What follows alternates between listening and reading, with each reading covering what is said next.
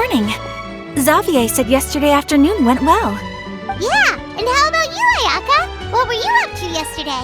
After we split up, Ayato went to see Udex Nervillette at the Palais Marmonia. I was originally thinking of going with him, but he said he could manage it himself. He told me to go see the sights around Fontaine and to enjoy the local culture. So I rode the aquabus with Yoimiya and visited the Opera House on Aranias Island. Yeah, you wouldn't believe what we saw there! 2 mechanical puppets that were dancing together! You've already seen them, right? Yeah, those 2! Amazing, aren't they? We sat and watched for quite a while. It was mesmerizing, like we could keep watching them forever. Oh, it was the same for us the first time we saw them too! Afterwards, we went swimming at the beach!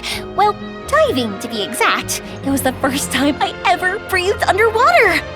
I held Ayaka's hand and we counted down together. 3, 2, 1, and then splash! We were beneath the waves.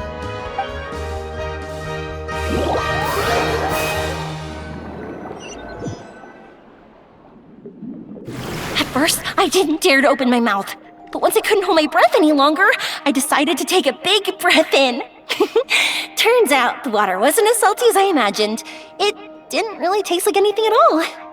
Before I knew it, I was breathing like normal down there. It was an amazing feeling.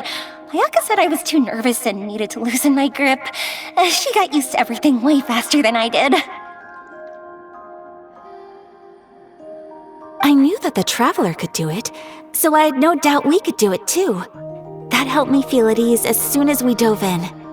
The underwater world in Fontaine truly is beautiful. I love seeing the romaritime flowers blossoming underwater, like little candles lighting up the streets at night. Yeah, and there were so many creatures that we've never seen in Inazuma. Like those fish that shimmer like a sword blade. Whoosh! Oh, and those big fish that call when they see people. Ooh. Oh, you mean Hunter's Rays and Blubber Beasts! I just love the name Blubber Beast. Just wait till Pops and the others hear about this. They probably won't believe a word I say.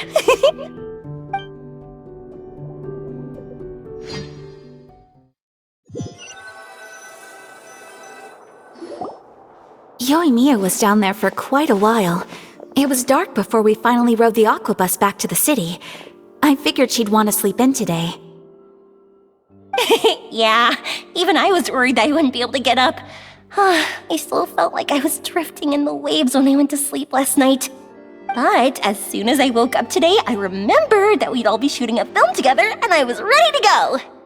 Speaking of the film, where's everybody else? My brother and Xavier were speaking to the restaurant owner about using the place as a filming location. They should be here soon. As for the others, We're here. Please excuse my tardiness. I just finished the Special Patrol's 6-mile morning jog. Wait, 6 miles? I'm so tired. I heard you all chatting, so I decided to come down. I sure could use some of that endless energy everyone else has. Good morning, everyone. Morning. Can someone fetch me a cup of coffee? More milk, hold the sugar. Sure, I'd be happy to do that for you. No, you can't go anywhere. Please, have a seat over here so I can get started on your makeup. The last thing I want is coffee stains on my costumes. I can get the coffee. It's the perfect job for an assistant.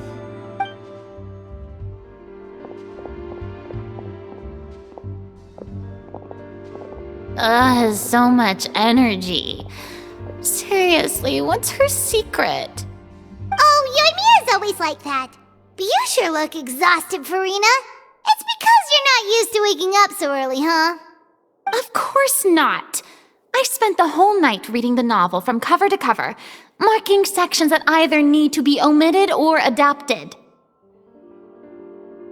Paimon didn't expect you to be so thorough.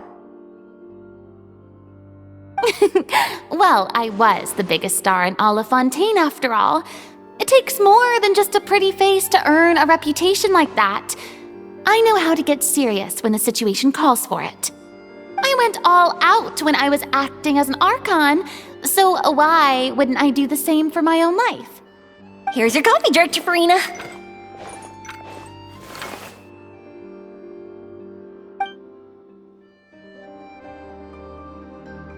Oh, thank you. The sound of being called director and the aroma of coffee feels almost as refreshing as hearing the birds chirping in the morning. Oh, it seems everyone has managed to arrive on time. We've reached an agreement with the restaurant owner. We are free to use the second floor to shoot our film. Really? That's great! He is really looking forward to our film and hopes that providing his restaurant as a filming location will attract more customers. Well then, Mr. Xavier, I'll leave the rest to you. Okay, thanks. First, I'd like to introduce our new members. This is our prop manager, Veronique. She'll be in charge of all the film's props and items. And this is Bonneau, our lighting technician. He'll be in charge of lighting and illumination to set up each scene's atmosphere. Wow. Sure feels like we have some real professionals joining the crew now. First of all, please allow me to first express my sincerest gratitude to everyone in the crew. When my investor informed me yesterday that he wouldn't be able to provide the funds, I really thought that this was the nail in the coffin for this film. I had no idea that I'd find so many people willing to help me on such short notice. Thank you. Thank you all from the bottom of my heart. No need to be so cordial, Mr. Xavier. We're all honored to be a part of this. Your works made a profound impression on me when I saw them back in Inazuma. I am sure that someday, this film will be remembered as a prime example of cultural exchange between Fontaine and Inazuma. Yes, the story is the reason I agreed to join. I can't bear to even imagine what this film would look like without the very best director. Anyway, I would like to make a promise to everyone that as the producer of this film, I'll do whatever I can to ensure that everything goes as smoothly as possible. This is not just my film. It also embodies the thoughts and feelings of every person here, as well as the endless effort we are about to pour into it. So, without further ado, the Two Musketeers will officially begin filming now! You may take it from here, Director Farina. All right, listen up, everyone.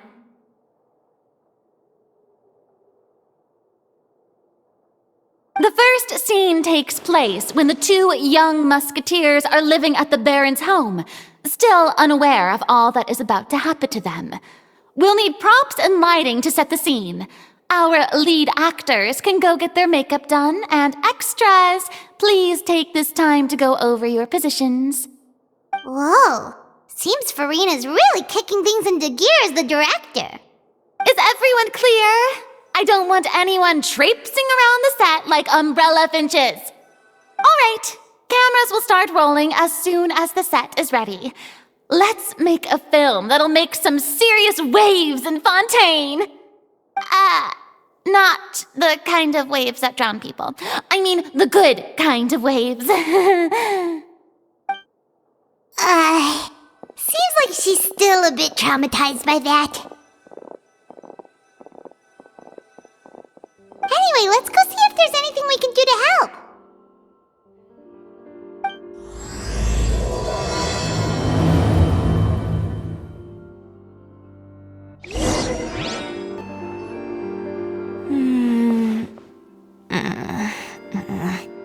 Ayaka has mentioned you to me before. She said that you two were great friends when you were kids. No talking. I'm thinking about how to do your eyeshadow. Ah, yes. To help me really look the part. To achieve a more young and naive look for this scene. Are you saying the wrinkles around my eyes are too deep? You just have too much of a calculating look in your eyes. You sure don't mince your words. It seems you really haven't changed much. Quiet. How about here? A little more to the left. You got it. Hey, Yoimiya, do you need a hand? No, I'm fine. You know, doing the lighting is kind of like designing a fireworks show. It's interesting to imagine what kind of atmosphere the lights will create. I heard that the Traveler will be operating the camera and Paimon will be the clapper loader, right? Those roles are just perfect for the two of you. Really? Is that because it'll be easy for Paimon to hold the clapperboard while flying? Well, sure, there's that, but that's not exactly what I meant.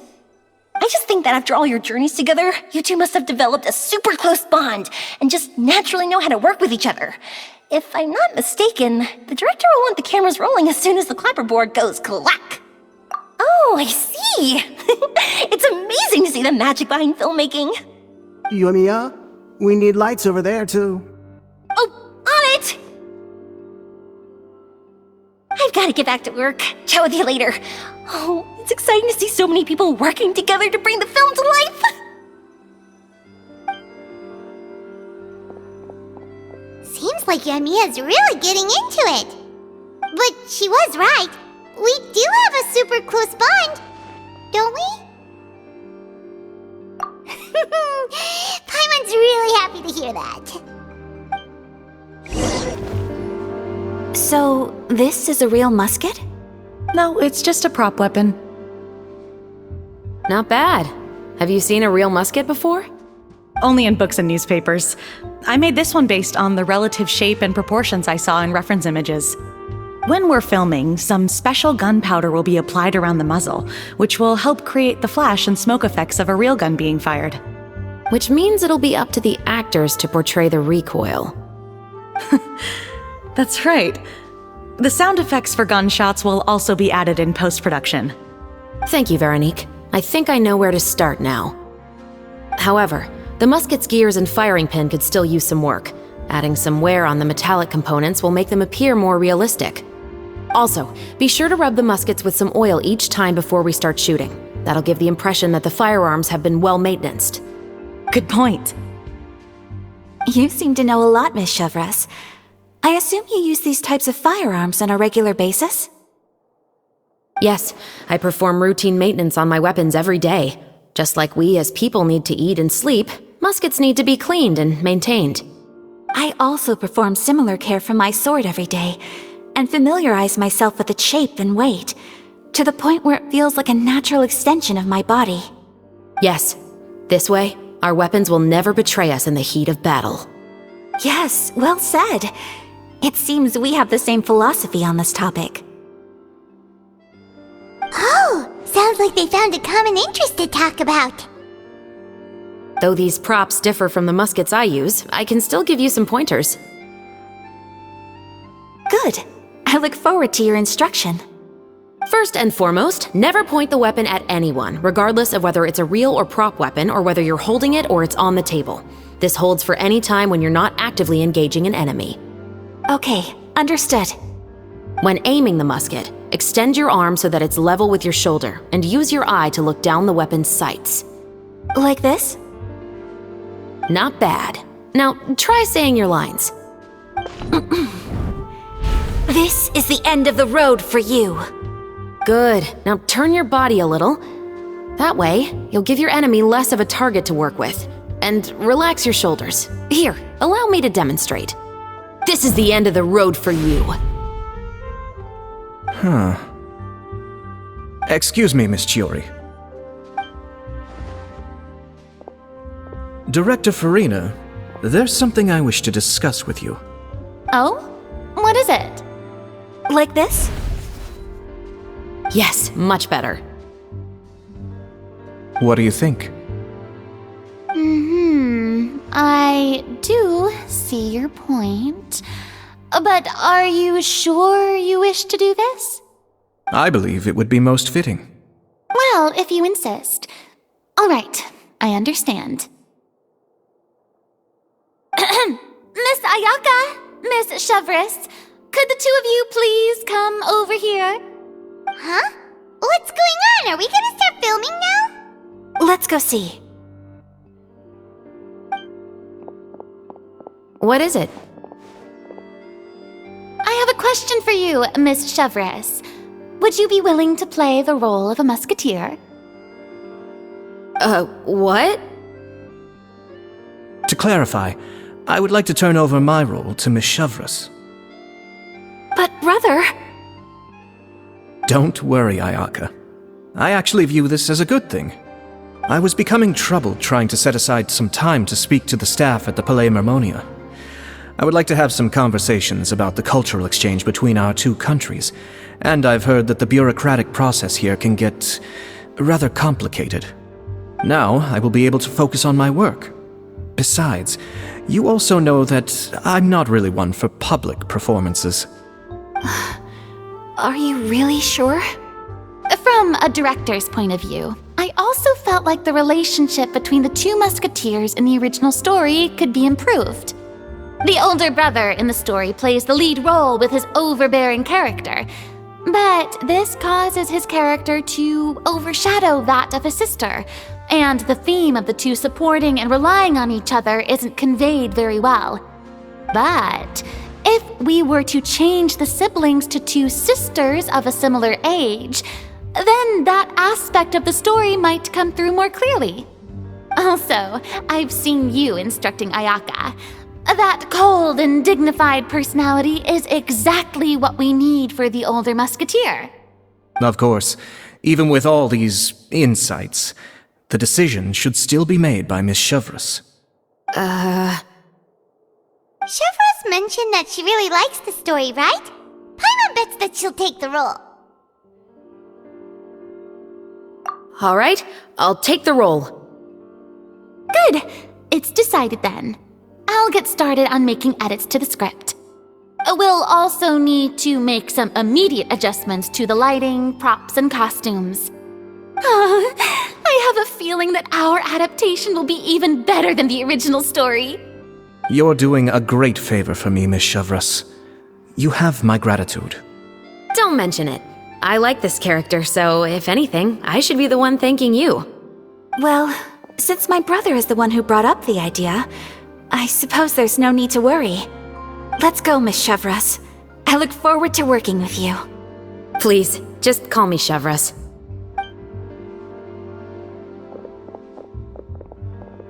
Seems like you're really going out of your way to solve the problem I was having with your makeup. Surely you jest, Chiori. I assure you that I was mostly motivated by a desire to spend more time on formal business. Oh, come on, you really think I'd buy that? According to what I've heard from Ayaka, her brother is someone who can juggle 10 different matters at the same time. I'm sure you have other reasons for backing out. Perhaps. Ayaka always said she wanted to go out and see more of the world just like the Traveler. But I feel that she needs not only to see other nations, but also to make some different kinds of friends. I think it would be harder for her to make new connections with me constantly by her side. I would like to give her some space. Alright, go on, spoil her some more. Ayato, it's too bad you're stepping down from the role. Paimon really wanted to see you act as a musketeer. No need to poke fun at me. I'd wager that you also felt that I wasn't the best candidate for the role. It's a little hard for Paimon to imagine you saying those lines. Yes, I've made an appointment to meet some people from the Palais Mermonia. Now, I will have some more time to prepare. Traveler, get the camera ready. Paimon, get the clapperboard. Actors, to your positions. We're about to start shooting the first scene. Go on now. And please take good care of Ayaka. Yep, don't worry. Thank you. I look forward to seeing the film when it's finished. All right, now that we're all here, let me help set the scene for everyone. The first scene takes place when our two main characters are still living at the Baron's estate.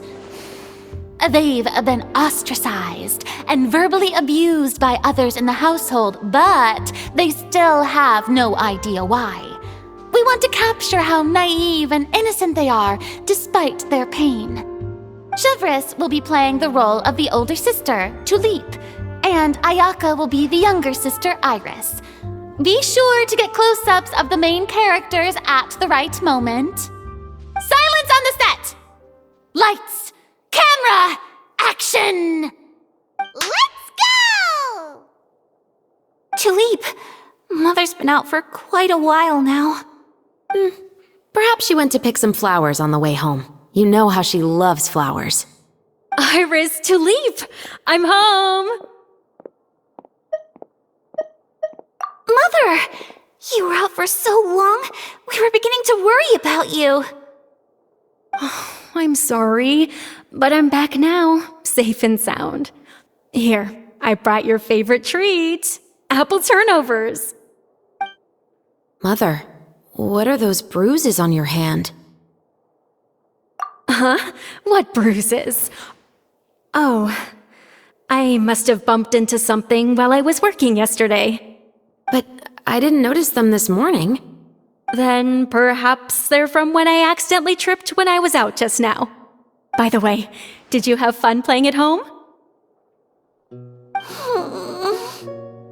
What's the matter, Iris? Well, we've realized that no one really wants to play with us. They even took Iris's doll and spat at us. And they even called us names. They said we were... Shh! It's all right, don't worry. Girls, listen to me. It doesn't matter what anyone says. Don't listen to them. No one can define you with such words. You both have wonderful lives ahead of you. Just like your names. You will both blossom like beautiful flowers. Maybe your time to blossom hasn't quite come yet, but one day, you two will bloom more beautifully than anything else. Don't let the soil you're in now ruin your future beauty. Understand? My dear daughters. And cut! Not bad. The actors' emotions were all on point. Let's keep that take. Also, if our clapper loader could avoid shouting at the start of the scene next time. Oh, got it. Great. I was a little worried that my nerves would get the better of me. What about you, Chevres? I felt fine. The lines weren't too difficult at all. Seems like Farina must have adapted the role nicely. You two were great. I couldn't tell it was your first time acting in a film. You should have more confidence. Thank you for your encouragement. Positions, everyone! We'll move on to the next scene after we try a few more camera angles.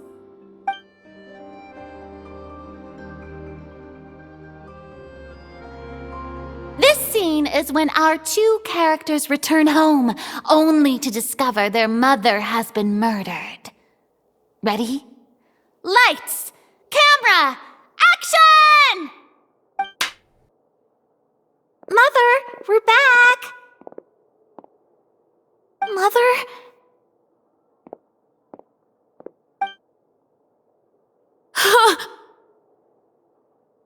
What's wrong, Tulip? Iris, stay away! Huh? Why? What's... Mother! Mother... She's...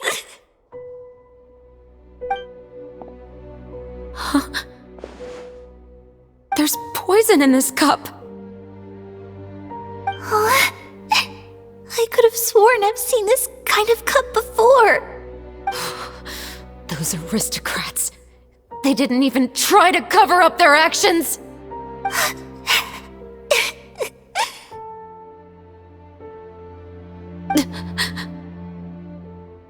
Iris, we need to leave this place. leave? But now that Mother is gone, where can we even go? Anywhere. All I know is that we can't stay in this house. But are we just going to let them get away with this? We'll have our revenge, I promise you. Just not right now.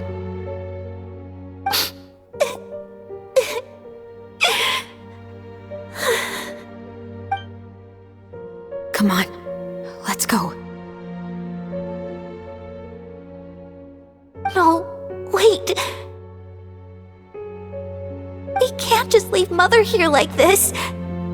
At least let me leave this rose with her. That's why we went out in the first place. To buy her this flower. All right. Goodbye, Mother.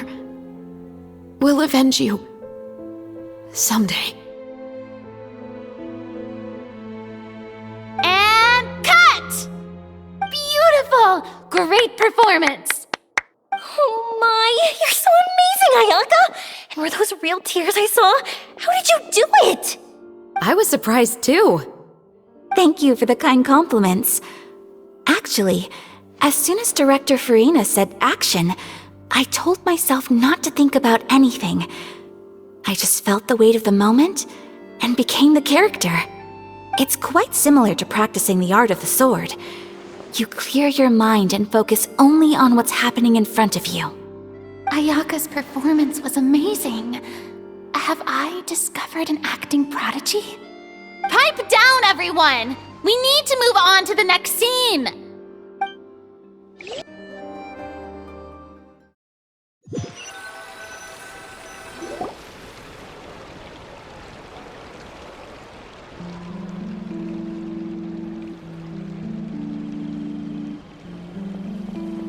Huh?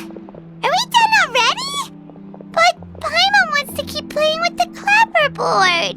How do you feel, Traveler? Is your arm sore from holding the camera all day?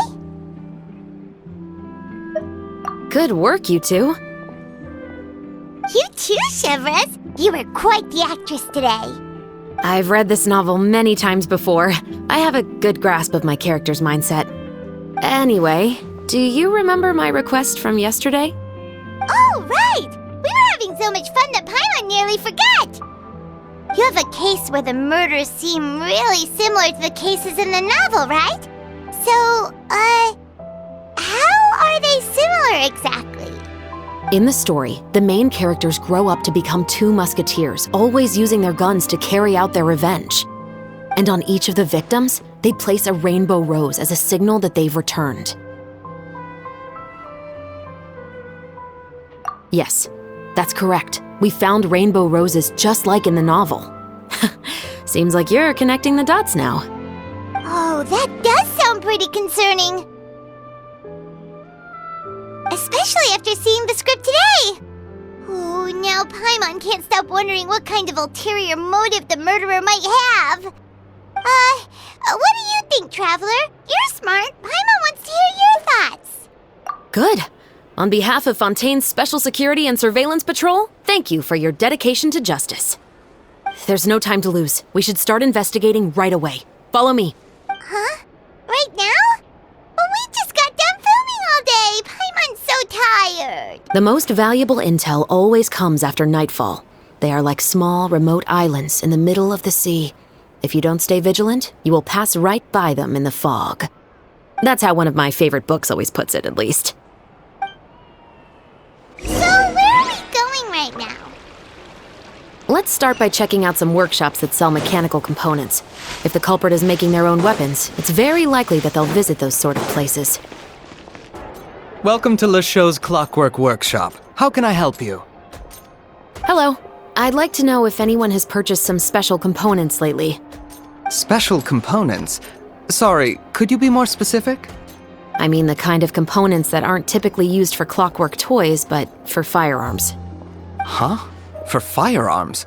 No, we don't sell those sort of things here. Don't misunderstand. I'm not here to cause any trouble. We are merely investigating a case, and we're hoping that you could cooperate. Well, To be completely honest, I'm not even sure what kind of components that would entail. Has anyone ever purchased components here as an individual rather than on behalf of an organization? We have a lot of customers who buy toys, but those who buy components are all regular customers who buy in bulk on behalf of their organization. Is that so? I understand. Thank you for your cooperation. You're welcome. It's the least I can do. Oh, hey, Chevris. Run out of oil for your musket again? Hello, Estelle. I want to know if anyone has come to your shop recently to order some firearm components. Oh, is this another case? Let me think. I don't think so. Some people have requested that I make some prop guns for the Fontanalia Film Festival, but I refused all of those requests. Oh? Why's that? Because there's no profit! I only make things here that can do some real heavy lifting. I don't have the energy to make some new molds just for the festival. Then has anybody come specifically looking for mechanical components? Well, I usually sell off my scrap to the Fleuve Cendre. I don't typically give them to one specific person. I understand. Thanks for your cooperation. Don't mention it. Always happy to have the Musketeers' patronage. Seems like we haven't found any leads to go off yet. Yeah, unfortunately. All right, let's head to Fleuve Cendre next. Huh? Are you sure? People might not be so thrilled to see the captain of the special patrol there. You think so, huh? Then I guess you don't know. Huh? Know what? That I grew up in Fleuve Cendre. Hello, I'd like to ask some questions. I don't know anything. Don't worry, I'm not here to arrest anybody. You say that now. It's the truth. Here, take this as my guarantee. Wait, did Paimon just see what she thinks she saw? Is the captain of the special patrol bribing a citizen? Seems you're different from the other guards. What do you want to know? Have you heard anything related to muskets in Fleuve Cendre lately? Anything at all? Muskets, huh? All I know is that about 2 weeks ago, we started hearing some loud noises at night. So loud that it's been waking me up. Were they gunshots? Possibly. It's hard to tell around here. Someone's house collapsing, a pipe exploding somewhere, it's all the same. But the noises I'm talking about definitely happened after I fell asleep. Do you know where the noises were coming from? I don't remember clearly. Is it that you don't remember, or that you need to think about it some more? You tell me. Then please, think about it some more. She's giving her even more Mora! The noises came from the end of the Southern Waterway. I came out and had a look for myself and I wasn't sleeping well, but I didn't dare get too close. That's all I know. All right, I'll take your word for it. Thanks for the pâte de fruits.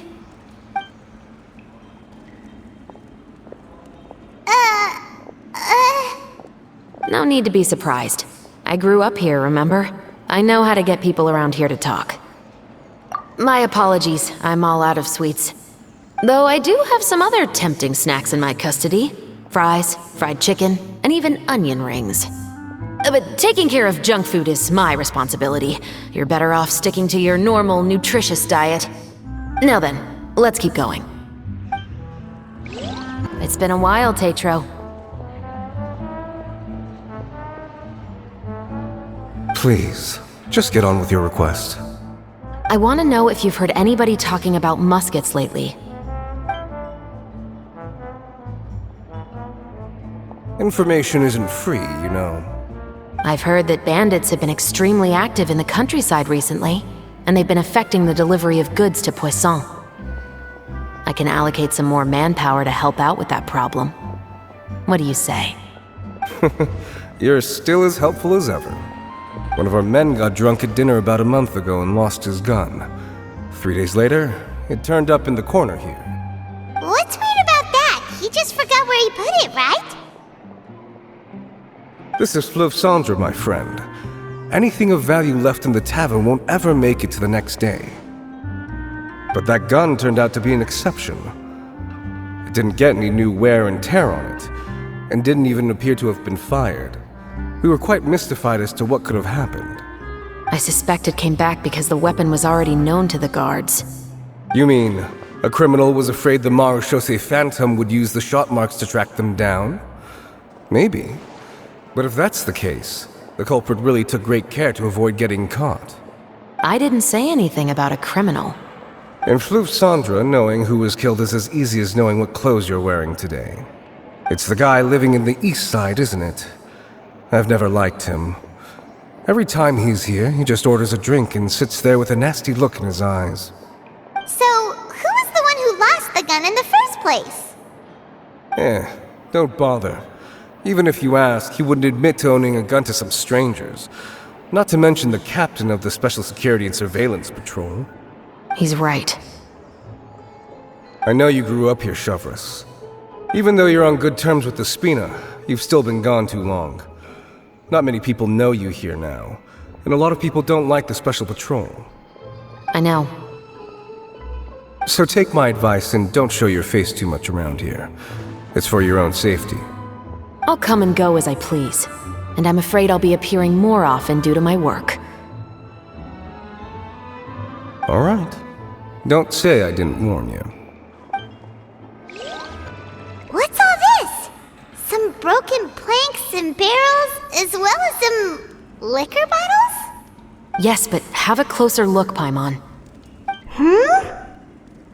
Even though somebody has purposefully tried to clean them up, these are obviously marks from musket bullets. In other words, someone was here trying to improve their shot. They were using the barrels and bottles for target practice. Could it have been the killer? Your guess is as good as mine.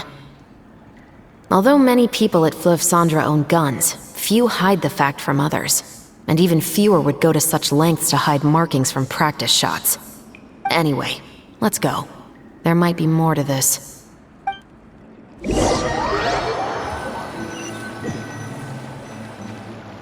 Seems like that's all we'll be able to uncover for today. Paimon feels like we managed to learn a lot more here than up on the surface. Yes. Assuming that everything we found is indeed connected to our suspect, then their timeline was probably something like this. A month ago, our suspect found a gun and took it home to disassemble it. Once he'd figured out its mechanics, he brought it back. In the following weeks, he used some parts to create his own makeshift musket, and took it to the Fleuve Cendre for target practice. Then, a few days ago, he found his target and carried out the murder. Once the deed was done, he left a rainbow rose on the body, just like the scene in the novel. That all makes sense to Paimon, but we're still no closer to figuring out the killer's identity! The deceased was a resident of Fleuve Cendre. It's said that he was a poor, solitary man. Yeah, that's also something I'm trying to figure out. If we are indeed following the novel, and there's a story behind the murder, then this murder should be an act of vengeance. But according to our investigation, the deceased didn't have any enemies. He was no saint, but no one's heard of a rival who hated him enough to shoot him dead, much less care to leave a rose on his body. What message is the killer trying to convey, and to whom exactly? We've thoroughly investigated that possibility. He claims to have spent the whole day at the Opera House on the day of the murder, and the staff there have confirmed his account. Okay, so he has an alibi. Not only that, he lacks a credible motive as well. He has a family of his own, and both of his parents are still alive. I've looked into his records. He was adopted at the age of 6, and all the proper procedures were followed. There are also records of him at an orphanage before then. In the story, the mother of the 2 musketeers was murdered after the children turned 10. Of course, he could have changed the children's ages, but I don't want to assume anything without evidence. More importantly, I've also had a chat with him in person. He didn't seem like the kind of person who would pull the trigger to kill a man. Then, what should we do now? We have all this new information, but it doesn't help us move forward. Investigations take time. I didn't expect us to catch the culprit in just a single day. How about this? Let's spend the next few days filming with the crew. We can continue the investigation once we're done with the film. I'm sure that given time, new leads will present themselves. Wait, but weren't you saying Intel is like small, remote islands in the middle of the sea just a moment ago? Wouldn't you just miss them if you were to stop looking? But the book had more than one reference to the islands, Paimon. Oh? What else did it say then? As long as you spend enough time sailing through the fog, you'll eventually come across an island.